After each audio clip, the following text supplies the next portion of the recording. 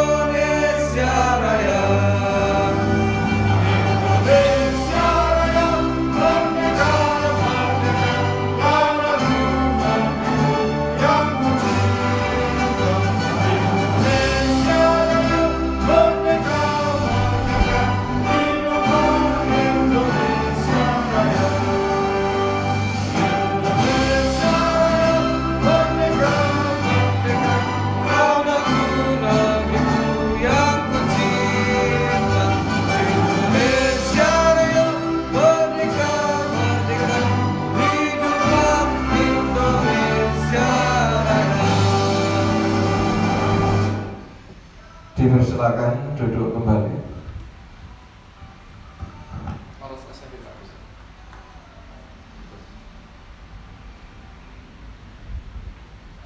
Dilanjutkan dengan Mars SMPN 1 Banyuwangi yang hafal bisa bersuara lantang di rumahnya masing-masing. SMP Negeri 1 Banyuwangi.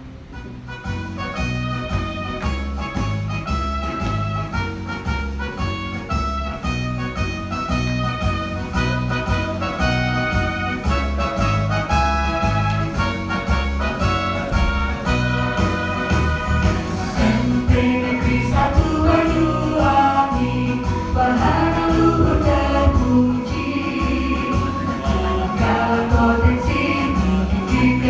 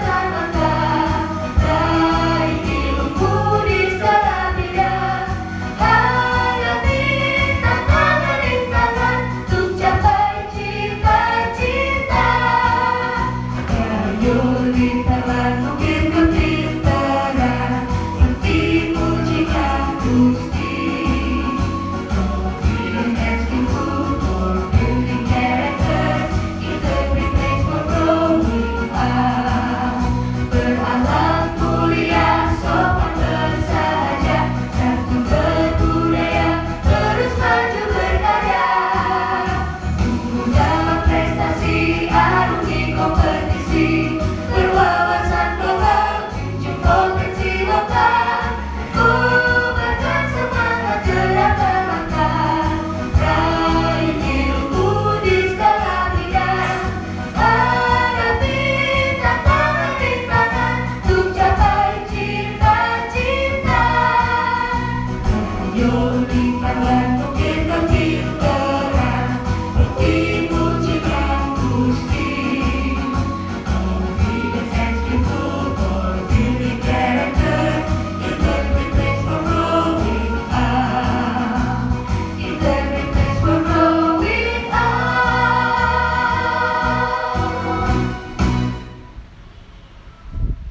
Terima kasih. Berikutnya untuk mengawali materi pada hari kedua, lebih baiknya kita berdoa terlebih dahulu yang akan dipimpin oleh Ustadz Hasan Basri MPDI. Dipersilakan Pak Ustadz. Oh, sudah. Kan penjaluk. Ya.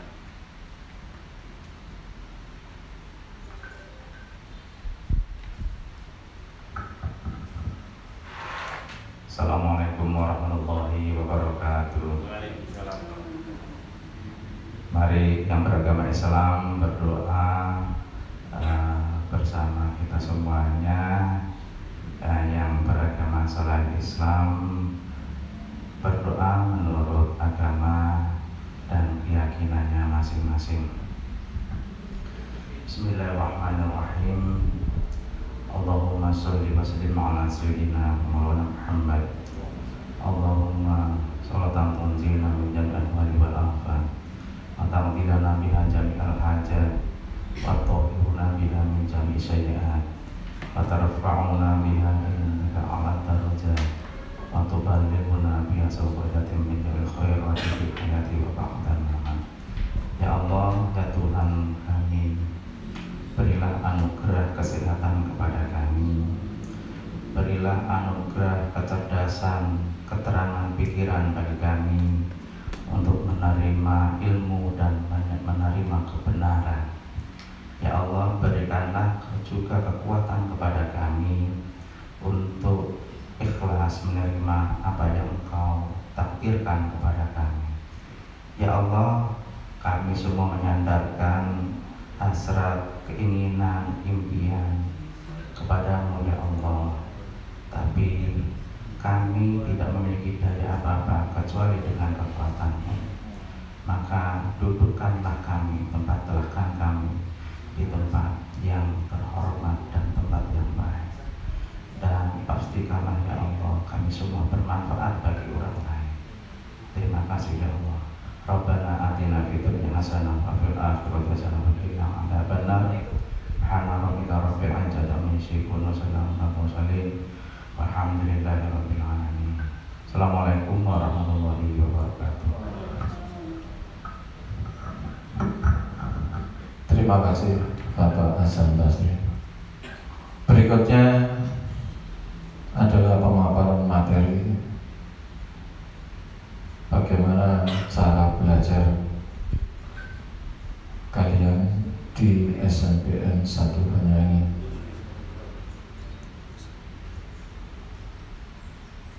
Waktu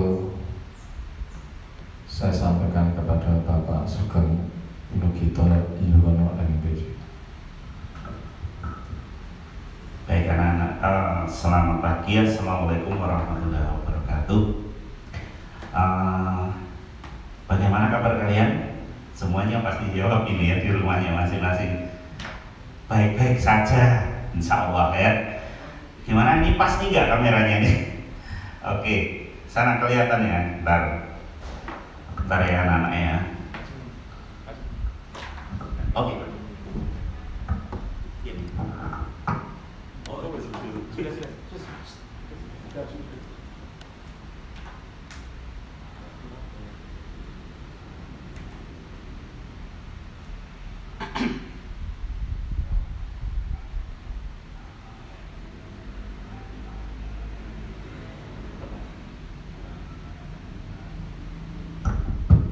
Jasa.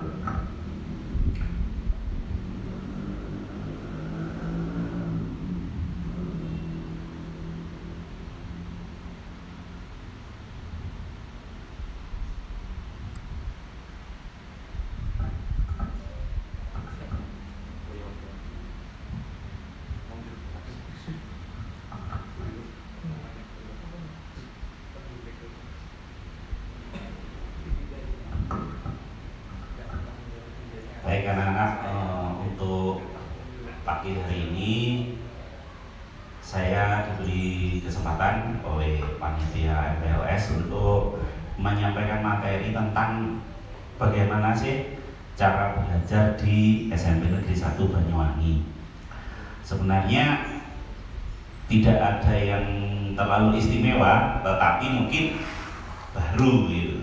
Jadi nggak istimewa tapi baru.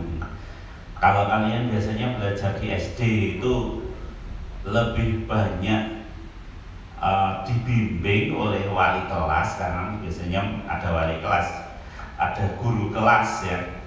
Nah kalau di SMP kalian harus lebih banyak belajarnya secara mandiri. Oke, mari kita ikuti penjelasan saya ya. Ini.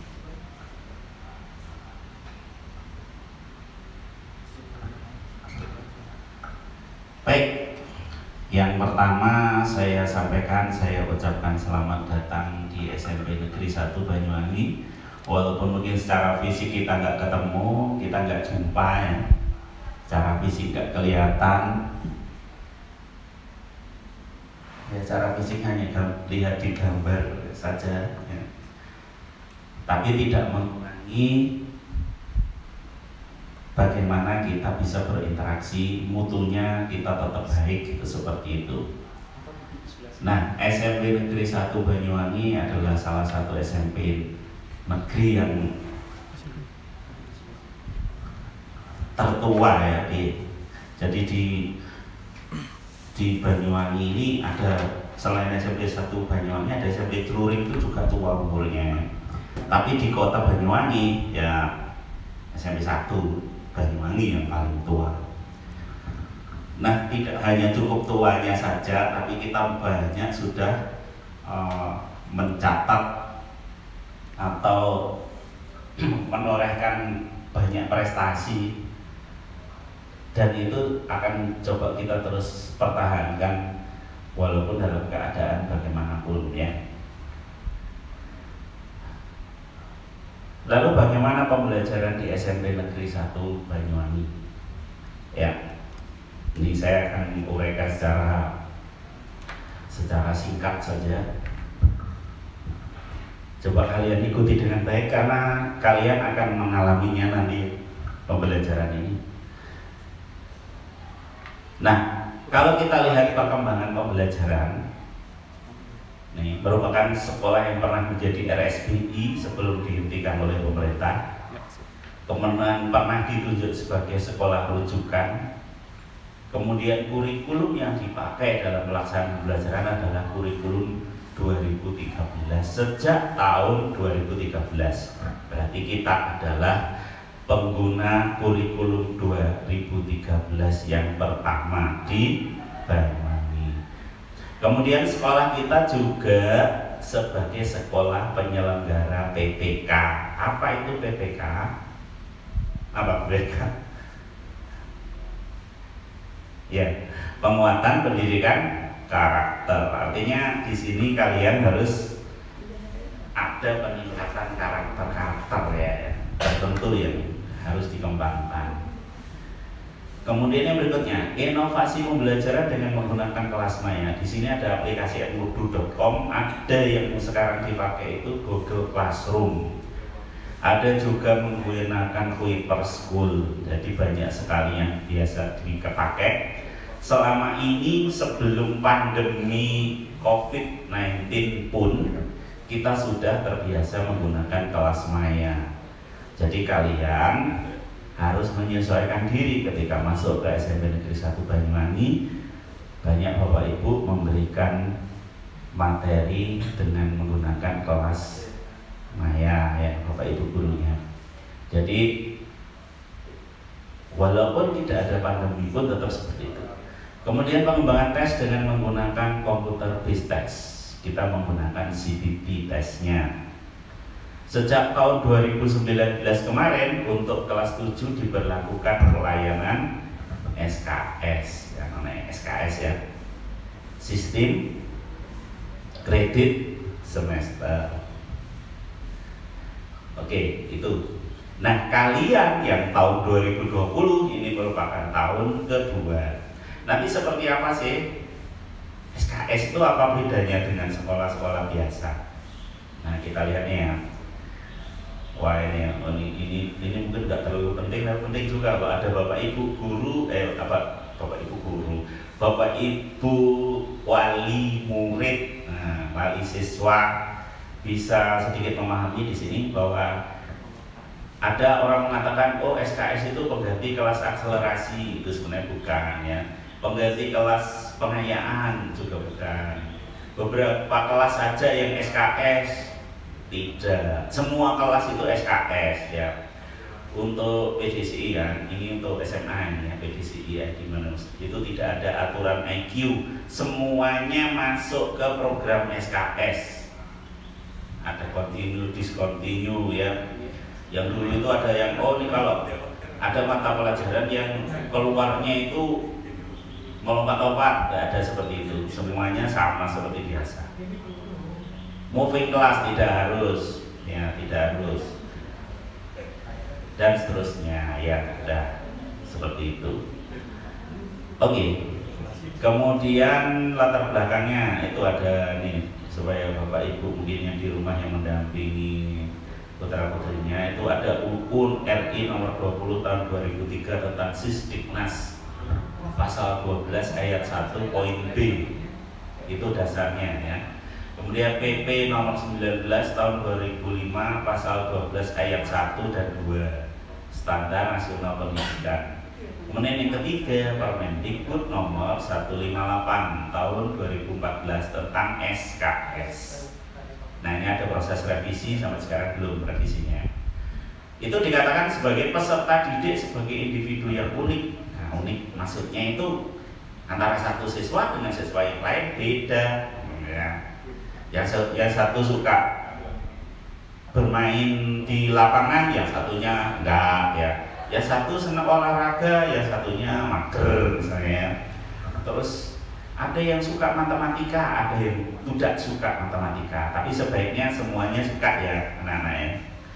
Kemudian maka harus dilayani nih perbedaan-perbedaan itu harus dilayani. Kalau ada yang suka matematika ya dilayani juga. Yang pengen belajar lebih cepat ya bisa dilayani juga. Itu individu yang bersifat unik. Nah, ini ya.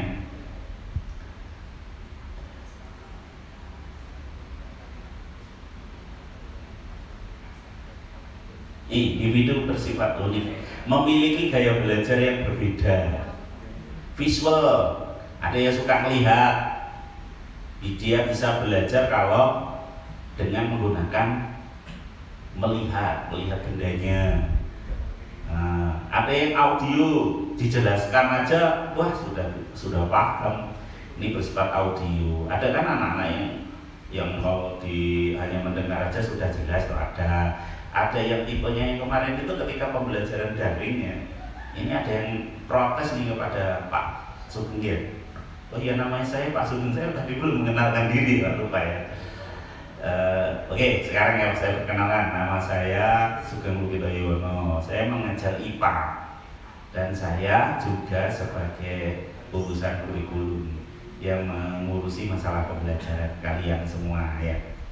Oke, kita lanjutkan. Tadi ada anak yang protes, Pak, saya itu tipenya itu kalau tidak ketemu gurunya itu tidak nyantol. Nah, ada yang tipe seperti itu. Makanya nanti harus ada tetap ketemu gurunya walaupun hanya lewat mimpi, bukan, tapi lewat mungkin video conference ya sesekali ya, atau lewat media seperti ini juga bisa.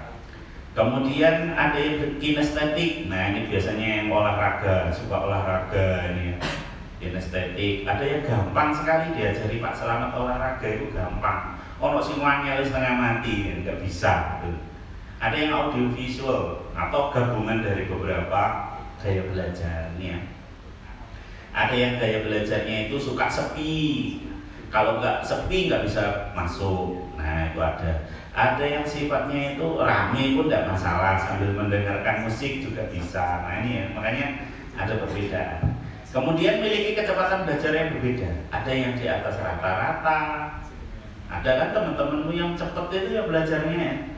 Kamu nggak usah iri juga kalau temannya cepat belajarnya. Tapi kamu harus berusaha supaya bisa cepat ya. Nah kemudian ada yang normal, yang biasa-biasa aja. Katanya Pak Agus ada yang luar biasa berarti ya. Ya yang luar biasa itu yang di atas rata ya. Kalau yang normal ya biasa ya. Terus yang di bawah rata berarti apa ini? Di bawah biasa berarti ya. Di bawahnya biasa. Ini dalam biasa berarti lawannya. Kemudian memiliki tipe kepribadian yang berbeda, sanguinis, koleris, melankolis, flegmatis, apa sih itu ya? Ini coba kita sambil melihat dulu ya. Nih orang yang tipe kepribadiannya sanguinis itu energinya banyak. Terus optimis, wah selalu berpikirnya positif terus optimis. Saya pasti berhasil, gitu ya.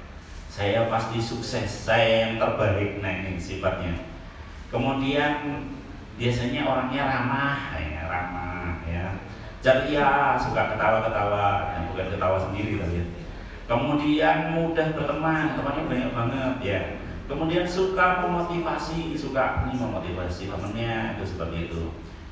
Tapi ada negatifnya nih, emosional, mudah marah, mudah tersinggung. Kemudian sensitif ya, itu seperti itu. Itu sifat kepribadian sanguinis. Ini supaya kalian tahu aja ya. Nah, ada nggak di antara kalian yang sanguinis? Ada kan ya.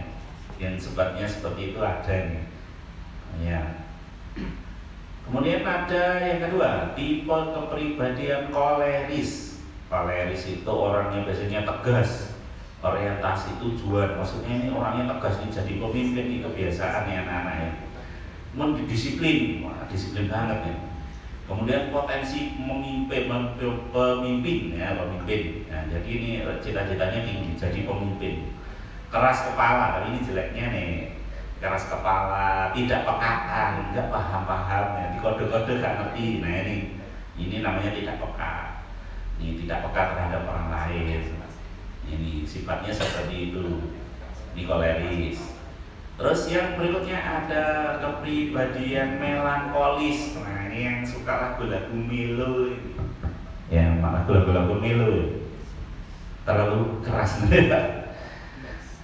Nih pendiam, pemikir, perfeksionis. Ini senangnya sempurna. Harus benar-benar perfect ya. Perfect. Tapi dia pesimis. Beda dengan sanguinis tadi yang selalu optimis, ini pesimis. Kritis, dia suka kritis. Suka kecewa kalau nggak kesampaian. Nah, ya. Ada yang seperti itu ya. Yang pesimis, kritis, suka kecewa. Kemudian cenderung membutuhkan kepekaan terhadap orang lain. Ini melankolis. Milo-milo itu ya. Nah, yang terakhir adalah kepribadian pragmatis. Sederhana, merasa cukup apa yang sudah dimiliki, jadi wis santai aja bro. Ya itu seperti itu, santai. Pokoknya wis sampai ya sudahlah, wis nggak pernah punya cita-cita lebih tinggi lagi. Zona nyaman gitu ya, zona nyaman. Pernah ada dengan lagu judulnya Zona Nyaman? Yang aku bukan seekor sapi itu ya. Nah itu namanya kepribadian pragmatis, nyaman. Kemudian mencari kedamaian dengan cara diam. Pokoknya damainya untuk dirinya sendiri ya. Kemudian tidak mudah bergaul. Ada nih ya seperti ini nih, tidak mudah bergaul, diem. Ada nih di kelas tapi biasanya nggak banyak ya. Ini sampai lupa ngadep kamera ya. Maklum nggak pernah syuting nih anak-anak ya. Nah jadi nggak banyak yang mempunyai kepribadian seperti ini, tapi ada di kelas itu pasti ya. Kemudian tidak suka tantangan, guys, pokoknya adem main legem. Nah ini sifat pragmatis. Nah itu sifat-sifat manusia kurang lebih seperti itu. Ini menurut para ahli ya. Jadi kalian pun pasti ada yang sifat-sifatnya seperti tadi, mulai sanguinis, koleris ya, kemudian ada pragmatis, ada melankolis. Nah itu semua harus dilayani ya, dalam pembelajaran. Jadi kalian tetap dilayani, yang mau yang melankolis, nah semuanya dalam pembelajaran dilayani. Itulah ya. Sekarang apa manfaat mengetahui kepribadian anak? Nah ini untuk gurunya ini sebenarnya ya. Ini untuk gurunya. Ya dapat menentukan cara mendidik siswa sesuai tipe kepribadiannya. Ada yang membangun pendidikan karakter lebih baik, nah itu harapannya. Menemukan solusi yang tepat jika siswa mengalami masalah. Menggali potensi yang dimiliki siswa dan memudahkan komunikasi dengan siswa. Anak-anak di SMP itu ada namanya BP ya. Nggak tahu kalau di SD ada enggak ya Pak? Ada ya? Saya kurang paham ya. Ada namanya bimbingan karir, ada bimbingan dan penyuluhan, guidance and counseling. Nah ini biasanya kalau anak-anak SMP itu mengkaitkan BP dengan anak yang nakal, nah, anak yang tambeng, anak yang bikin masalah, suka apa namanya, pokoknya bikin masalah ya, kisruh gitu ya, membuat kerusuhan seperti itu. Biasanya dikaitkan dengan BP, tapi sebenarnya tidak sebenarnya. BP itu bentuk pelayanan yang mengarahkan kalian kemana yang baik. Tidak harus ada. Kalau anak yang nakal apa masuk BP juga? Iya, memang benar ya.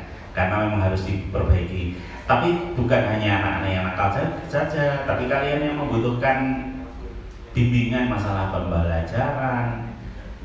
Wah, saya itu kok gak paham ya cara belajar saya itu gimana ya? Yang pas itu seperti apa ya? Saya kok bingung menentukan. Nah, kamu mungkin bisa berkonsultasi ke guru BP atau guru BK ya, seperti itu. Jangan takut dengan guru BP atau BK nanti ya. Jadi kalian bisa mendapatkan pelayanan yang baik dalam proses pembelajaran itu ya, BPBK. Oke, sekarang kita lanjut ke materi berikutnya tentang sistem kredit semester atau SKS. Ini penyelenggaraan pendidikan peserta didik menyepakati jumlah beban belajar yang diikuti. Harus terlalu sangat teoritis. Tapi yang jelas nanti apa sih SKS itu? SKS itu sebenarnya adalah ini diselenggarakan, ini prinsipnya seperti ini, keunggulan maju berkelanjutan. Ini Permendikbud nomor 158 tahun 2014 pasal 2. Nah keunggulannya apa? Sistem belajar secara klasikal, kelompok dan mandiri berdasarkan unit-unit pembelajaran utuh. UPU. Apa sih UPU? Unit pembelajaran utuh. Anak-anak kalau kalian belajar itu ada dua hal yang dipelajari. Ada tiga sih sebenarnya, tapi dua yang biasanya nampak menonjol. Yang pertama adalah pengetahuan. Kalian belajar itu mesti pertama kali itu pengetahuan supaya tahu tentang apa ya, tahu tentang apa yang kamu pelajari. Kalau bahasa, oh ya tahu tentang bahasa. Kalau kamu belajar matematika seperti itu, atau kamu belajar tentang yang lain, maka ya itulah yang kamu pelajari, pengetahuan. Itu yang pertama, pengetahuan. Kemudian yang kedua adalah keterampilan. Nah, jadi dalam pembelajaran pengetahuan selain tahu, dia juga terampil. Nah, itu seperti itu. Misalnya kalau kamu misalnya mempelajari tentang matematika, ya. Selain kamu tahu tentang bagaimana menjumlah, kamu juga tahu cara bagaimana terampil untuk melakukan penjumlahan pada berbagai macam persoalan yang dihadapi, ya. Itu contoh. Kemudian misalnya agama, kamu tahu tentang bagaimana caranya sholat, kamu juga terampil melakukan sholat, misalnya seperti itu. Terampil melakukan sholat itu gimana Pak? Maksudnya ya bisa melakukan gerak-gerakan sholat dan sebagainya, ya. Selain tahu kenapa kamu harus sholat, itu yang muslim seperti itu, ya. Nah, tuh, jadi ada dua, pengetahuan, keterampilan. Dan nanti yang diharapkan yang ketiga adalah sikap kalian bisa menjadi lebih baik, seperti itu. Nah, pengetahuan dan keterampilan ini satu paket. Jadi kalau kamu belajar itu ya dapat dua-duanya. Tidak belajar mendapat pengetahuan saja, tidak. Atau belajar hanya mendapatkan keterampilan saja, tidak. Tapi begitu kalian belajar satu materi, maka ada dua hal itu yang harus kalian kuasai. Nanti ada ininya, ada penilaiannya juga, ya, seperti itu, ya namanya. Itulah yang disebut dengan unit pembelajaran utuh. Utuh itu dua-dua, ada pengetahuan, ada keterampilan. Nah, seperti itu. Kemudian keunggulan yang berikutnya adalah lebih optimal dalam melayani perbedaan siswa. Tadi sudah jelas, ya, ada kemampuan, ada kecepatan, ya. Ada kecepatannya berbeda belajarnya, ada yang belajarnya cepat, ada yang lambat. Nah, itu masa belajar lebih fleksibel. Kalian bisa belajar 3 tahun, 2 tahun itu lebih kecil dari 3 tahun itu 2 tahun, ya. Kemudian atau 3 tahun atau lebih besar dari 3 tahun, maksimum 4 tahun. Jadi di SMP Negeri 1 Banyuwangi sekarang kalian bisa, kalau kamu belajar cepat, kamu bisa belajar hanya dalam waktu 2 tahun saja, ya.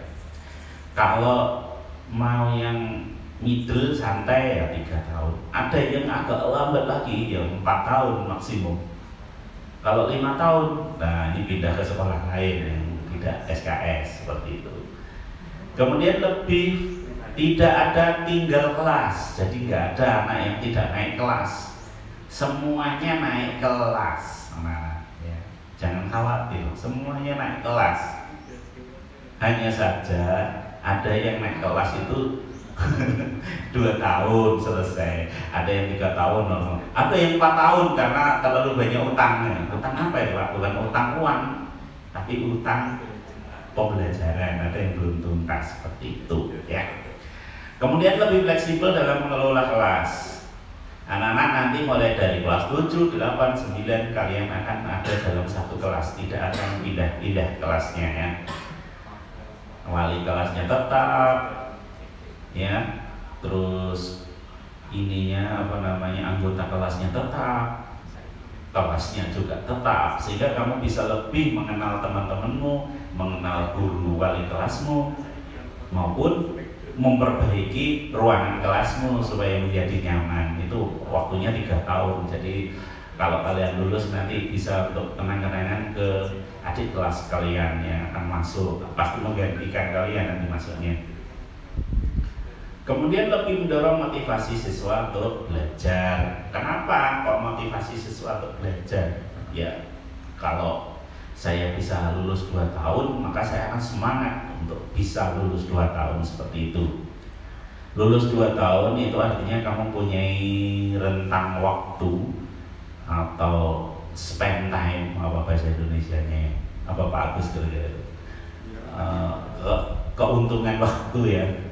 Itu 1 tahun lumayan. Nanti kamu di SMA lebih muda tentunya. Kalau SMA nanti kamu 2 tahun lagi kuliah, kamu sudah masih muda, gitu kan? Jadi waktunya banyak, gitu. Karena orang itu makin tua makin lemot tenana, ya. Cara berpikirnya makin lemot. Nah, kalau masih muda masih bagus, itu sel-sel otaknya masih berkembang dengan baik, ya. Nah, ini kalau udah tua makin habis ini sel-sel otaknya, ya. Nah, itu, ya, itu keuntungannya. Jadi kalian Keunggulan sistem SKS memungkinkan kalian untuk belajar lebih cepat. Dan jangan ada yang lebih lambat, harapannya seperti itu. Tapi kalaupun ada, ya kita layani juga ya. Selanjutnya 5 prinsip baru, kecil-kecil banget ya tulisnya. Oke, dilewati aja ya ini ya.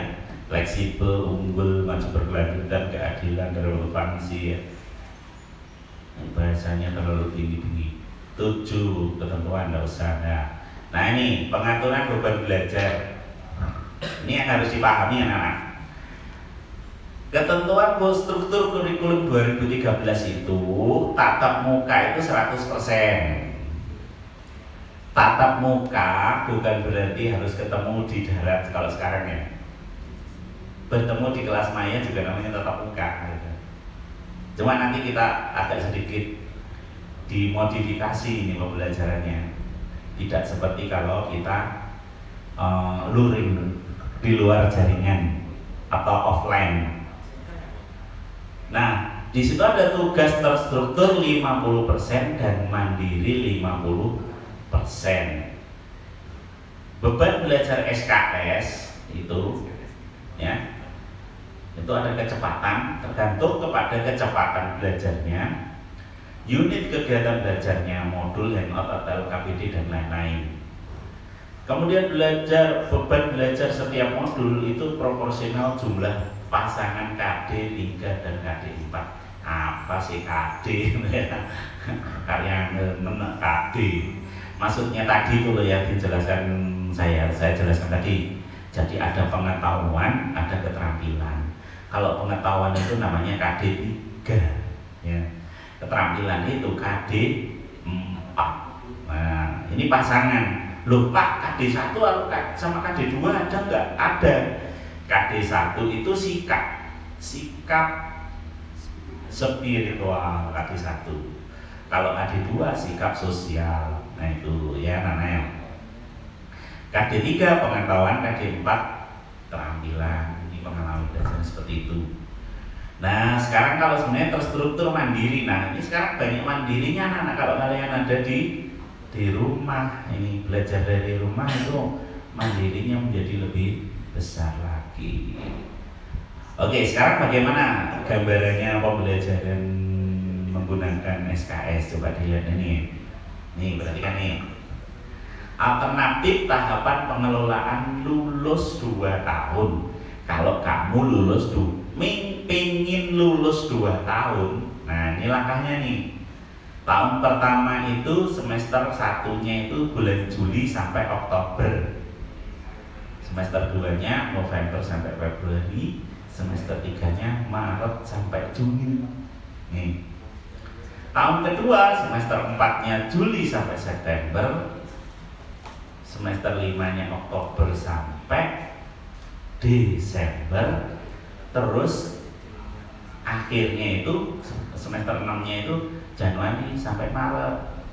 Cuma dulu ada namanya USBN dulu ya. Ada UNBK itu dulu. Ya. Tahun 2019. Dan mulai tahun 2020 sudah tidak ada lagi USBN atau USBN, US masih ada.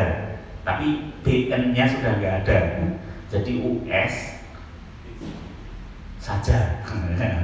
Sedangkan UNBK diganti menjadi AKM, Asesmen Ketuntasan Minimal. Nah, ini ya. Cuma pelaksananya kapan? Pelaksanaannya itu di kelas 8. Di kelas 8. Kapan itu? Kita belum tahu ya, nanti ada nanti penjelasannya. Ini kalau kalian lulus 2 tahun. Sekarang kalau lulus 3 tahun bagaimana nih? Tahun pertama nih normal ya, kalau 3 tahun itu normal. Jadi semester 1 Juli Desember, semester 2 Januari Juni, semester 3 Juli sampai Desember, semester 4 Januari Juni, begitu sama ya. Semester 5 Juli sampai Desember, semester 6 Januari sampai Juni. Nah itu normal. Ini yang alternatif 1. Alternatif 2 mungkin seperti ini. Juli, Desember. Nah kamu tinggal ngikut aja, kalau ini sama kok sama 3 tahunnya. Nah yang terakhir ini yang kamu harus hindari ya namanya, sebisa mungkin dihindari. Mengelola lulus 4 tahun, waduh 4 tahun. Kamu mau SMA sudah tua nanti ya namanya. Nanti di SMA 4 tahun lagi, waduh tambah tua lagi. Jadi makanya jangan masuk ke inilah ya, dihindari paling enggak 3 tahun lah ya. Tuh. Oke. Sekarang ini mutasi. Kalau ada anak yang mutasi bagaimana? Kalau kamu mutasi, mutasi itu pindah sekolah pindah ke sekolah lain atau dari sekolah lain masuk ke SMP 1. Ada sistem paket. Paket itu berarti bukan SKS. Ada SKS paket, SKS ke 2006. Kayaknya nggak ada kan 2006 ya. Sudah habis ya. 2006 ke SKS. Itu semua menggunakan namanya ya di tes gitu ya, namanya mendapat materi apa jembatan, bridging course, matrikulasi bridging course nih, dimatrikulasi.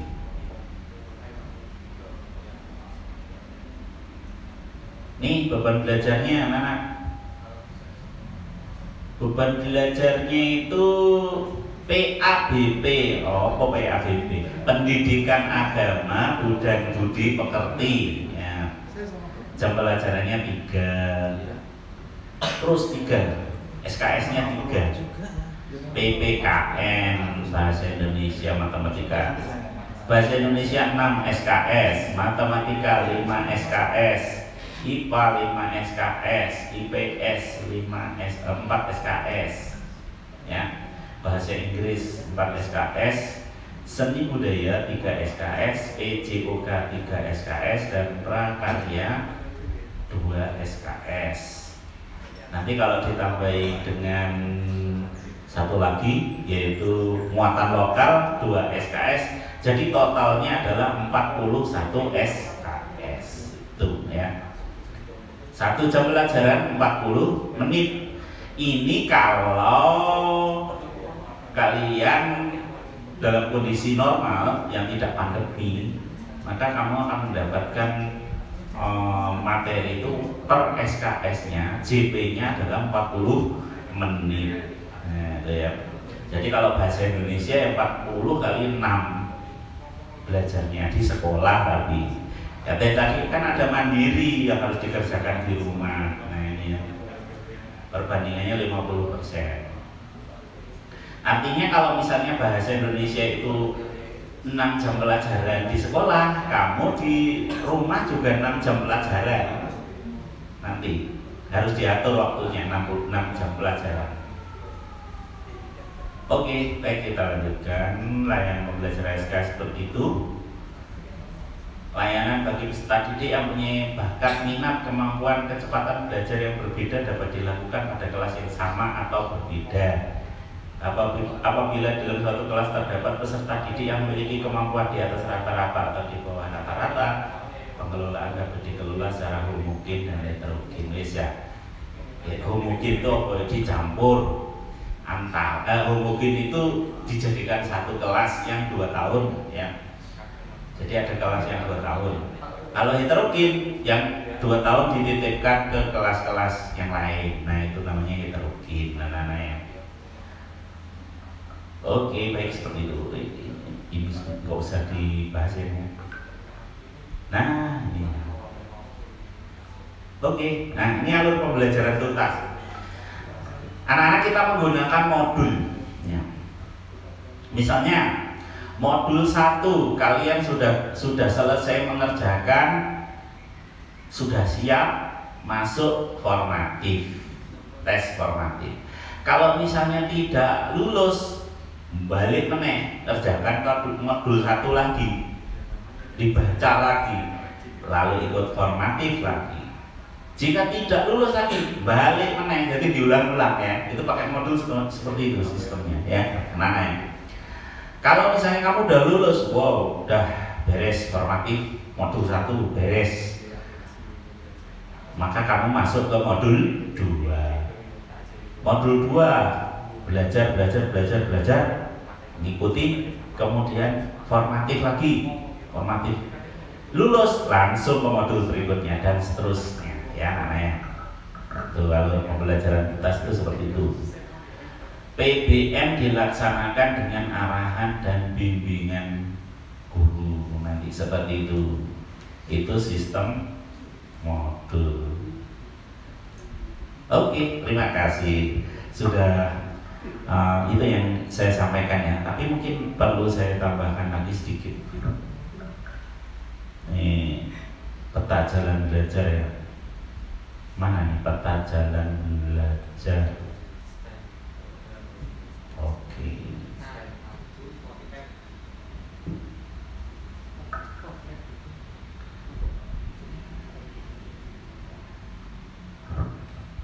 Nah, cara belajar di SMP 1 seperti itu anak-anak. Jadi kalian bisa lihat nih ya tipenya ini ringkasannya yang saya sampaikan tadi. Ada belajar itu yang 4 tahun, ada yang 2,5 tahun, ada yang 3 tahun, ada yang 4 tahun. Nah, kalau yang 2 tahun ya cuma 2 tahun aja, hanya tahun pertama, tahun kedua selesai. Yang 2,5 tahun, tahun pertama, tahun kedua, ini setengah tahun yang ketiga ini sudah selesai materinya seperti itu. Nah, kalau yang 4 tahun ya sampai tahun keempat nanti. Jadi teman-temannya sudah SMA, kalian masih di SMP. Nih yang kita hindari. Oke, saya kira itu materinya anak-anak ya. Dari saya. Nanti kamu akan lebih jelas lagi dalam pembelajaran yang akan kita mulai. Kita kenal ada modul ya. Kemarin kelompoknya belum ada ya di kelas 7 ini. Nah, kalau sudah ada kelompoknya, kalian bisa lihat modul-modul yang sudah disiapkan oleh Bapak Ibu guru di mana nih? Bentar saya tulis saja ya. Belum diumumkan kan di mana ya? Bagus ya. Tulis saya gini, yang gede ya, kelihatan. Jadi alamatnya saya tulis. Kalian bisa mengecek materi, ya, mencek materi. Nanti kita siapkan juga buku ya. Jadi kita siapkan buku juga. Selain itu juga kita siapkan modul. Bentar saya tulis.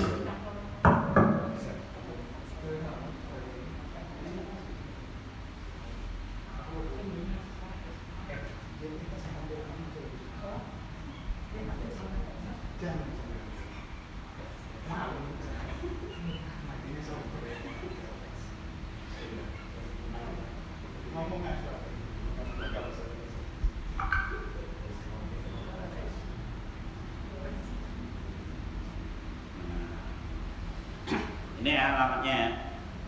Nanti dimasukkan ke ini Pak. Ya supaya tahu ya. Jadi materinya ada di sini, linktree.ee/Spensaba Learning ya. Kamu tinggal di situ sudah ada modul. Nanti setelah ini e-booknya dimasukkan ya Pak Gus ya. Jadi kalian bisa lihat di sini Linktree Spensaba. Saya tak miring no ya kayak benena ya. Yang di Pak iki nih miring no. Oke, orientation landscape. Nah, tuh. Kelihatan ya? Link di depannya ada HTTP-nya kalau ingin lengkap. HTTP. Nah, ini lengkapnya seperti itu. Linktree.ee/Spensaba Learning. Ya, kalian bisa lihat di situ termasuk jadwal kalau pas sudah tidak daring, maksudnya ada di situ jadwalnya. Kalian bisa lihat ya per kelas, bisa langsung di-download di situ kamu. Kemudian untuk modul silahkan dicek ya. Nah, nanti kalau modul itu akan diperbaiki, anak-anak akan diperbarui. Jadi nanti kalau ada modul baru akan kirim lagi ke situ, ya. Saya kira itu bagus. Gimana nih? Saya sudah selesai materinya. Diakhiri. Oke, saya akhiri. Materi ini bisa di-download di link. Oh ya, materi bisa di-download di link TREE, ya. Di link TREE. Mana ini ya sebenarnya? Saya buka aja Pak, bagus ya. Saya praktekkan aja supaya tahu ya. Sebentar, saya copy.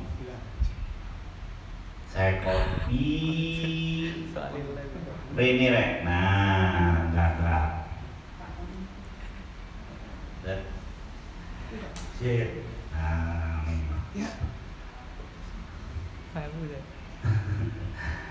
bentar. Nah, itu anak-anak ya.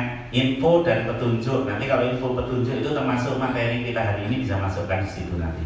Kemudian jadwal mata pelajaran normal. Nah, normal. Maksudnya kondisinya normal ya. Buku elektronik modul. Nanti bisa kamu download di situ ya, anak-anak. Ya. Caranya gampang, tinggal diklik aja. Klik. Nah, diklik. Lewat handphone bisa nggak? Oh bisa, pakai handphone loh. Kok kayak enak jelas. Ya, nanti diisi. Terus jadwal. Nah, nih jadwal. Nah itu jadwalnya ada. Nanti kamu bisa download di situ ya. Buku elektronik modul. Nah modul bisa diklik juga. Modul bisa di-download di sini, anak-anak ya. Oke, nah ini mau cari modul yang sesuai yang diinginkan ya. Tuh. Oke, itu saja dari saya. Semoga apa yang saya sampaikan bermanfaat bagi kalian. Tetap semangat belajar. Salam Spensa Bajaya. Ya. Oke. Terima kasih dari saya. Saya akhiri. Wassalamualaikum warahmatullahi wabarakatuh.